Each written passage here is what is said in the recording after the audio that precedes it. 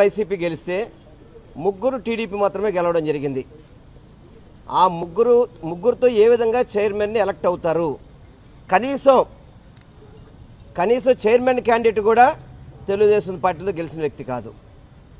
ఎంత ఘోరంగా అంటే ఇంత దుర్మార్గంగా ఈరోజు మహిళలు ఈరోజు వైస్ చైర్మన్ గారు కావచ్చు, మహిళా మనులు కావచ్చు, దుర్మార్గంగా పోలీసులు ఇందాక మా అవినాష్ గారు చెప్పిన ప్రకారం పోలీసులు పచ్చ చొక్కాలు వేసుకొని కాకిట్ చొక్కాలు విడదీసి పచ్చ చొక్కాలు వేసుకొని పనిచేస్తున్నారు.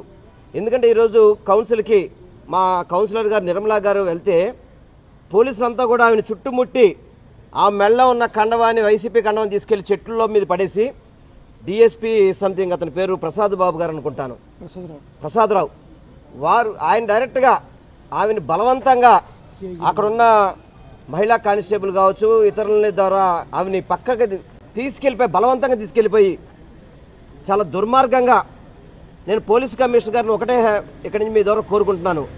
అసలు పోలీసు వ్యవస్థ పనిచేస్తుంది ఎన్టీఆర్ జిల్లాలో? పనిచేస్తుందా పోలీసు వ్యవస్థ? ఏంటి దుర్మార్గం ఇది?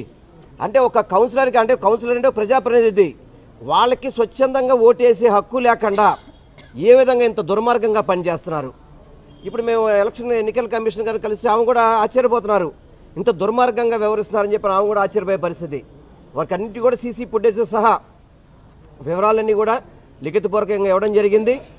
ఎందుకంటే ఈరోజు ఎన్నికలు జరిగితే మళ్ళీ వైసీపీ కవిసం చేసుకుంటుందని చెప్పి దుర్మార్గపు ఆలోచనతో అక్కడ ఉన్న స్థానికంగా ఎమ్మెల్యే కావచ్చు, ఇతర తెలుగుదేశం పార్టీ నాయకులు కావచ్చు, హైదరాబాద్ నుంచి మన ఇక్కడున్న సీఎం చంద్రబాబు నాయుడు గారు వీళ్ళందరూ కూడా తిరువూరు కైవసం చేసుకోవాలి, కౌన్సిలర్ని భయప్రాంతం చేయాలి. వీరు సుమారు ఇక్కడ 10 మంది కౌన్సిలర్ ఉన్నారు, ఇక్కడ 10 మంది కౌన్సిలర్ ఇక్కడే ఉన్నారు. వారందరూ కూడా మళ్ళీ జగనన్న ఎవరి పేరు చెప్తే వాళ్ళకే ఓటేస్తామని చెప్పిన కండిషన్స్తో ఉంటే ఈ మహిళలు అయితే బాధపడుతున్నారు. ఒకళ్ళేమో గొంతు నొక్కేసే విధంగా, ఒకళ్ళని తోసేసే విధంగా ఇష్టం వచ్చినట్టుగా కౌన్సిలర్ల మీద చెప్పులు విసరడం, అక్కడున్న రాళ్ళు విసరడం, ఇష్టం వచ్చినట్టు చేస్తున్న పోలీసులు మాత్రం అక్కడ ప్రేక్షక పాత్ర పోషిస్తున్నారు. పోలీసులందరూ కూడా తెలుగుదేశం పార్టీ తొత్తుల్లాగా పనిచేయడం ఇది బాధాకరం. పోలీసు వ్యవస్థ మారాల్సిన అవసరం ఉంది. పోలీసు వ్యవస్థ ప్రొటెక్షన్ ఇవ్వాలి ఎవరికైనా కానీ, ఇచ్చి స్వచ్ఛందంగా వేయాల్సింది పోయి ఒక ప్రభుత్వానికి, ఒక ఎమ్మెల్యేలకి, ఒక ఎంపీకి అమ్ముడుపోవడం అంటే చాలా బాధాకరం.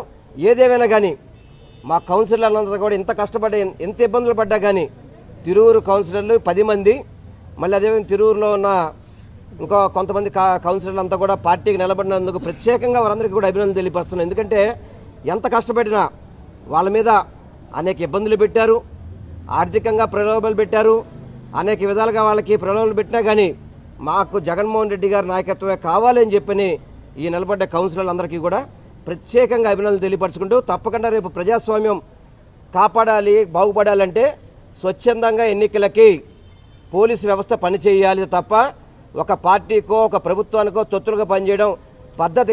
ప్రజాస్వామ్యాన్ని కూలి చేసే విధంగా తెలుగుదేశం పార్టీ నాయకులు ఏదైతే మున్సిపల్ చైర్మన్ 20 మంది సభ్యుల్లో 17 మంది వైసీపీ గెలిస్తే ముగ్గురు టీడీపీ మాత్రమే గెలవడం జరిగింది. ఆ ముగ్గురుతో ఏ విధంగా చైర్మన్ని ఎలక్ట్ అవుతారు? కనీసం చైర్మన్ క్యాండిడేట్ కూడా తెలుగుదేశం పార్టీలో గెలిచిన వ్యక్తి కాదు.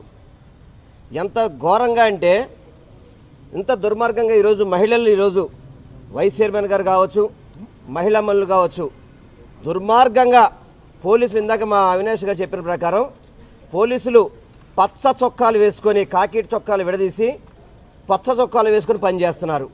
ఎందుకంటే ఈరోజు కౌన్సిల్కి మా కౌన్సిలర్ గారు నిర్మలా గారు వెళ్తే పోలీసులంతా కూడా ఆమెను చుట్టుముట్టి ఆ మెళ్ళ ఉన్న కండవాన్ని వైసీపీ కండవాన్ని తీసుకెళ్లి చెట్లలో మీద పడేసి డిఎస్పీ సంథింగ్ అతని పేరు ప్రసాద్ బాబు గారు అనుకుంటాను, ప్రసాదరావు ఆయన డైరెక్ట్గా ఆమెను బలవంతంగా అక్కడున్న మహిళా కానిస్టేబుల్ కావచ్చు ఇతరుల ద్వారా ఆమెని పక్కకి బలవంతంగా తీసుకెళ్ళిపోయి చాలా దుర్మార్గంగా నేను పోలీస్ కమిషనర్ గారిని ఒకటే ఇక్కడి నుంచి మీ ద్వారా కోరుకుంటున్నాను.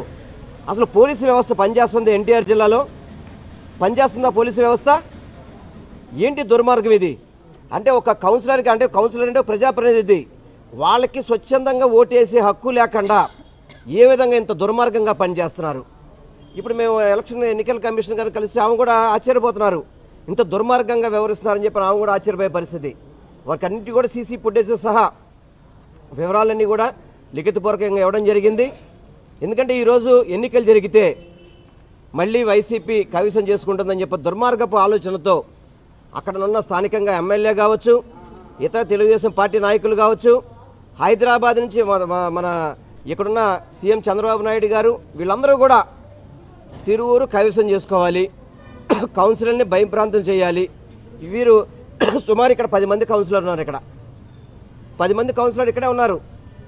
వారందరూ కూడా మళ్ళీ జగనన్న ఎవరి పేరు చెప్తే వాళ్ళకే ఓటేస్తామని చెప్పిన కండిషన్స్తో ఉంటే ఈ మహిళలు అయితే బాధపడుతున్నారు. ఒకళ్ళనేమో గొంతు నొక్కేసే విధంగా, ఒకళ్ళని తోసేసే విధంగా, ఇష్టం వచ్చినట్టుగా కౌన్సిలర్ల మీద చెప్పులు విసరడం, అక్కడున్న రాళ్ళు విసరడం, ఇష్టం వచ్చినట్టు చేస్తున్న పోలీసులు మాత్రం అక్కడ ప్రేక్షక పాత్ర పోషిస్తున్నారు. పోలీసులందరూ